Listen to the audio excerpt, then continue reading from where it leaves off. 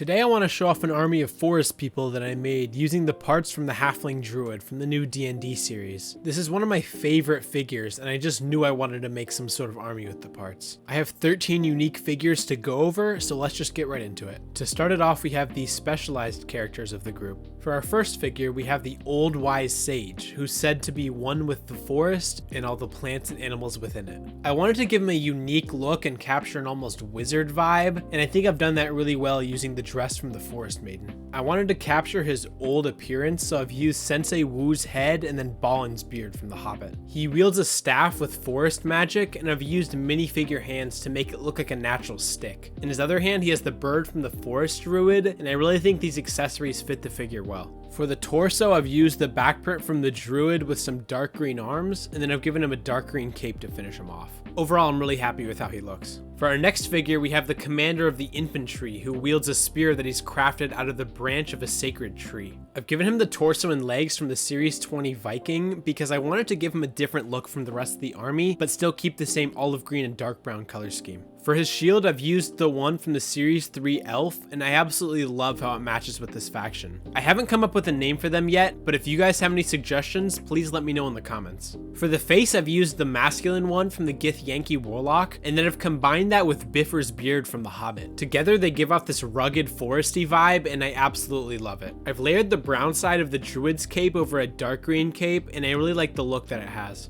Overall, I'm happy with how he turned out for a commander style figure. For our next figure, we have the leader of the archers, who uses her bird to scout out wherever she goes. For the torso, I've used this elf torso from The Hobbit, and I love how it looks with the rest of the faction. This figure, among many, uses the legs from the goat herder, and I think they work really well for this faction, as they're sort of a hunter-gatherer type, and that bag works really well for that. I've used the hood from the rogue CMF, as well as these shoulder pads from the Githyanki, and I think they work really well for that forest ranger look I was going for. I've used the same capes as I did for the commander, and I really like how they look for a specialized figure. As for the face, I've used the feminine Githyanki face, and it really gives her a fierce look. I'm overall really happy with this character.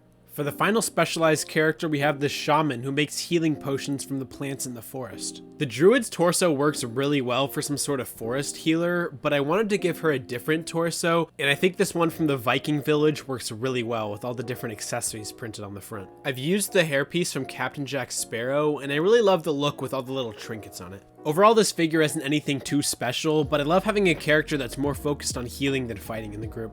Moving on, we have the infantry, or the melee part of the army. Starting off, we have two spearmen. Now, as you'll notice, I've tried to make every figure in this army different in some way, so I flipped one of their torsos around and given them slightly different accessories so that they don't look like clones. I've given them these rubber tip spears that I think work perfect, and I really hope we get these in a set or in a CMF sometime again soon. I really like the antlers on their hood pieces, and I would like to get another one of these shields because they match up really well. One final thing I did to add a bit more diversity within the army was swap around which side of the cape was showing, and I really like how it looks. Next up, we have a berserker looking character that has two axes. This guy uses Nori's hair and beard piece from The Hobbit with this excellent looking aggressive face print that has orange eyebrows to match. I really like these different dwarf beards from The Hobbit because it gives the figures an overgrown sort of look that I think matches perfectly for a group of forest people. Overall, I'm really happy with how this figure turned out, and he's definitely one of my favorites. Moving on, we have this assassin looking figure who dual wields knives. I've given her this dark green mask, and I was really hoping it would fit under the antler hood piece, but sadly it doesn't. I've used the face print from the Series 25 Barbarian, and I think it works perfectly. I really love the look of having some dirt on her face to camouflage herself into the woods. The knives are from the Githyanki Warlock, and I think they fit the figure really well. I overall love how she looks. Moving on, we have the archers of the army. Starting off, we have this guy who uses the hairpiece from Philly the Dwarf and the bow from the Aarakocra Ranger.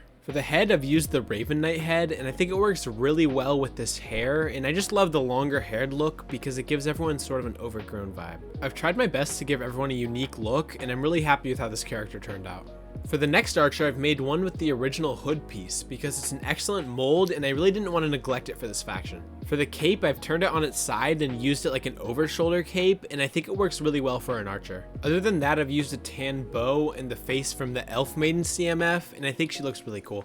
For the final archer, we have this guy who uses Gloin's hair from The Hobbit. For the face print, I've used Kai's from Ninjago, and I really like the scar on it, although I might erase the bandage at some point. Other than that, he uses the Druid's back print, and then I've given all the archers a brown glove on their drawstring hand, and I think it's a nice finishing touch. Overall, I'm really happy with how they turned out, but let's move on to the last part of the army. For the final characters of the forest people, I made a couple of children. Starting off, we have this guy holding a knife and a plant, and this guy helps gather materials to make potions. I've given him a backpack for holding things, the antler hood piece, and then this young looking face print that I think fits really well. For the other figure, we have this girl who plays the lute, and she's sort of the bard of the group. I've given her a braided hairpiece from the Forest Maiden, and then this awesome face print that has a singing side. Overall, I'm happy with how she turned out. Anyways, I really enjoyed creating this diverse faction, and I would love to create some more like this in the future. If you guys have any ideas in the comments, please let me know. Also, let me know what kind of custom figures you guys have made with the Forest Druid. If you enjoyed the video, leave a like, and make sure you subscribe because I make LEGO Castle content Saturdays at 6 PST.